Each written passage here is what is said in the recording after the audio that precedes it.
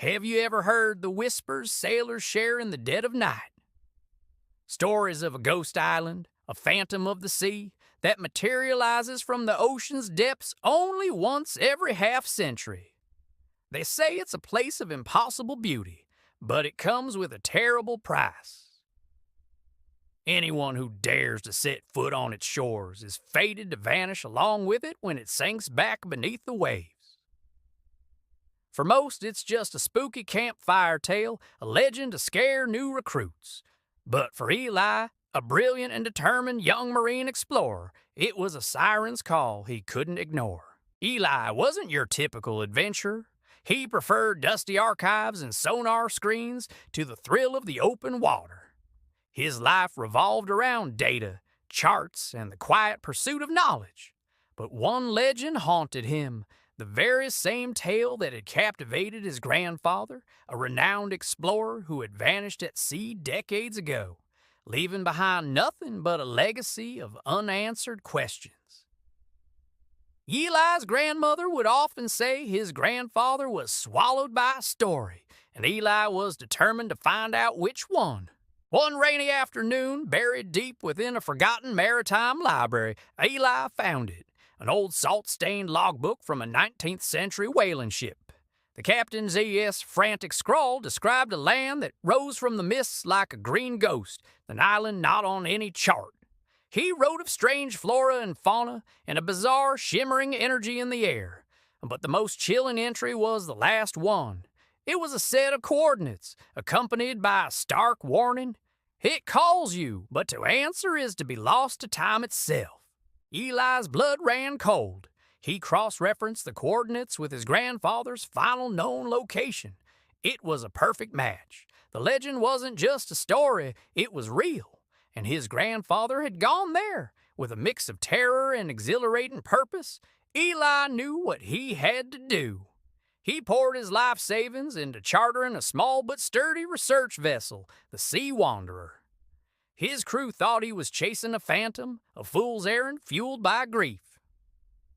They humored him, lured by the promise of a hefty paycheck, but their skeptical glances followed him everywhere. As they sailed toward the coordinates, days turned into weeks. The sea grew eerily calm, the sky a perpetual, unsettling twilight.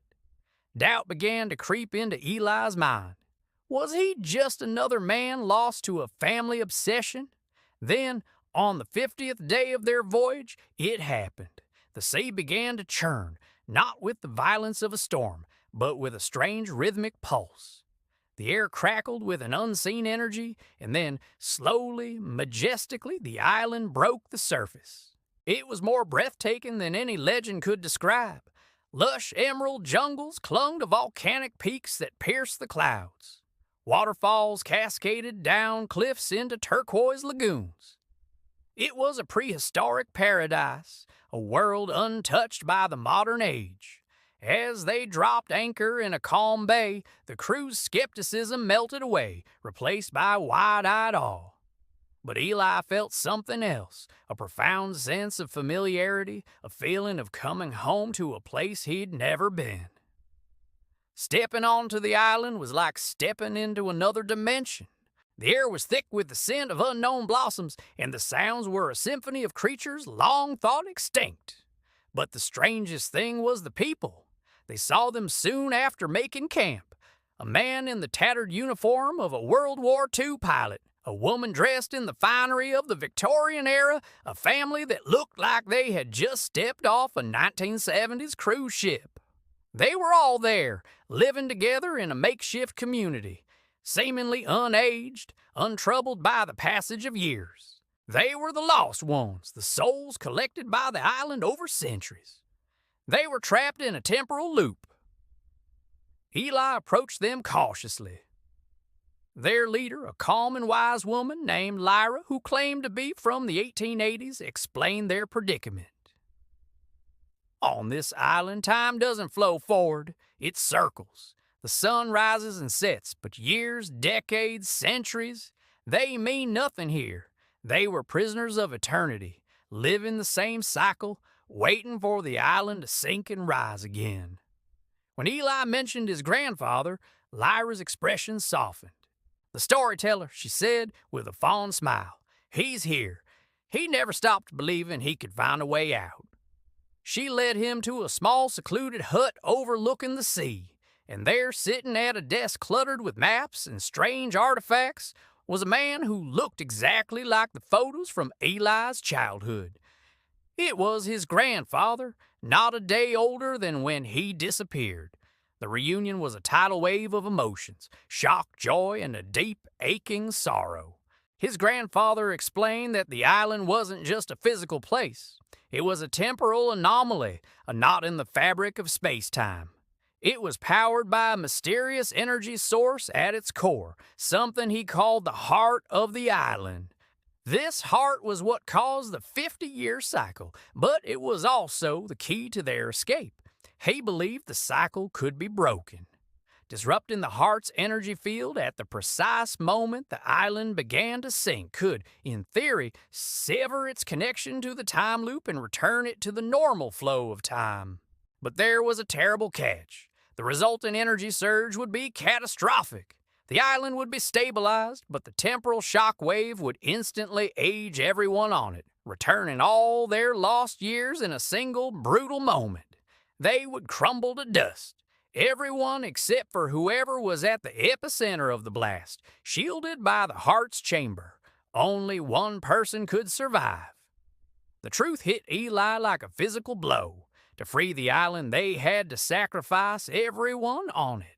His grandfather had been searching for another way for decades, refusing to accept such a monstrous choice. But now, time was running out. The island had begun its telltale tremors, the first signs of its descent back into the ocean. Panic began to ripple through the community of the lost. They had a choice: remain prisoners of time forever, or embrace oblivion for a chance at true freedom. Eli was torn. How could he condemn these people, condemn his own grandfather to death? But as he looked at the hopeful, weary faces around him, people who missed families, worlds, and lives they could barely remember, he saw the truth. This wasn't life. It was a beautiful, gilded cage. Lyra approached him, her eyes clear and resolute. "We have lived long enough," she said softly. "To be remembered is a greater gift than to be forgotten by time. Let our story be one of sacrifice, not of eternal stagnation." The decision was made. As the sky turned a fiery orange and the sea began to reclaim the shores, Eli and his grandfather raced to the island's core. They said their final heartbreaking goodbyes. His grandfather placed a hand on his shoulder. "Tell them I never stopped looking for the shore," he whispered, a tear tracing a path down his unnaturally youthful face. He then turned and joined the others on a high cliff, watching their final sunset. Eli activated the device. A blinding white light erupted from the heart, and a low hum escalated into a deafening roar. He felt a force like nothing he'd ever experienced, a wave of pure temporal energy washing over him. When the light faded, he stumbled out of the chamber. The island was still. The tremors had stopped. The air no longer crackled with energy. It felt normal. He ran to the cliffside. All that remained were piles of dust scattered in the wind, and the faint echoes of lives lived outside of time. He was alone, the sole survivor of a legend. The sea wanderer, which had been waiting at a safe distance, returned to pick him up. The crew asked no questions, their faces a mixture of fear and pity. As he sailed away, watching the island, no longer a phantom but a permanent, solid part of the world, he clutched his grandfather's final journal. He had a choice to make. He could keep the island's secret, protecting it from the world, or he could share its story, a story of mystery, love, and the ultimate sacrifice. The sea remembers everything, his grandfather used to say, and now so did he. What would you do? Would you risk everything to uncover a legend, even if the truth cost you everything you held dear? Thank you so much for joining me on this journey. If you love stories that explore the boundaries of imagination, don't forget to like this video, Leave a comment with your thoughts below and subscribe for more original tales. We'll see you in the next story.